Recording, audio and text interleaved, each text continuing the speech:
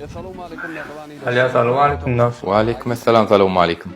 قوم يا دaylan قوم ister. اوه دا اشكر قومازın قوم ya daylan. Dostum başladın mı sen? Ha, mehmançılığı çağıracaktım lan evimde şu an. Ha hukman näçede? Gel ver da her kayıttan şu var. Kim mehmançılığa çağırdın? Dostum mehmançılığı çağırdım. Kuruluşarlı. Onu men çayda koyup tayinlendir. Ha o koy ay. Mehmançılığa diyəsmi? Ava. Onu mənim bollum deyir oçup tayinlanayın. Balya.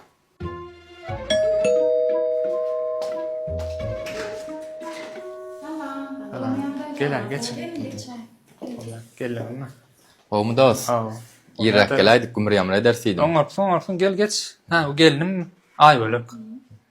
Aýbölek bir işlesin bayram. Gelinim Mehri. Geçen. Bayram Aýbölek eli tuğlamıdır şeyle ormantı sırtlar arasında. Özüm yarım saate tayarlap berer. Gençe sizden bir uğranım şunu. Ay tuwalama. Ay böyle gelmenim tahakkümüne deyim haydi bakımcak bolar. Yo sen arkayın çay içip oturuversene Mehri. Men özüm yetiştiririm hatta. Ay böyle. Stoç Önce var, gelýän aha. bolýan. Hoş gelme, neydi mehe? Derre oçup Yo, targym alıp gelýän. da. Menim gelýän derre bilece pişirýärsen, keyif Yo, bolýarmy? men- Allah, derre gitip geleýin. Böyle. Böyle.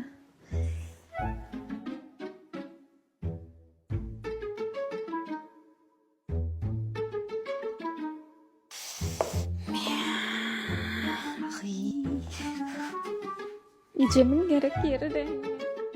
Tak ini. Yok. Destekle bildiğin oldu gitti.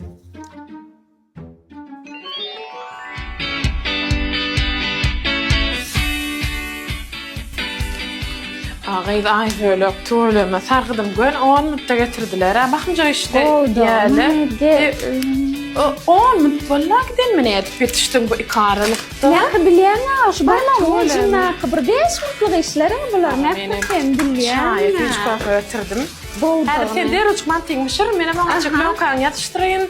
Vallahi. Batlar koyuşturun ona çenni. Холодильникte. Batıp ayran bat başlar. Ben alayım. Bolli.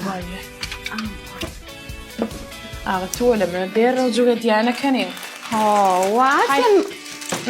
Hay sayın haliyam kədili, etli, göklü.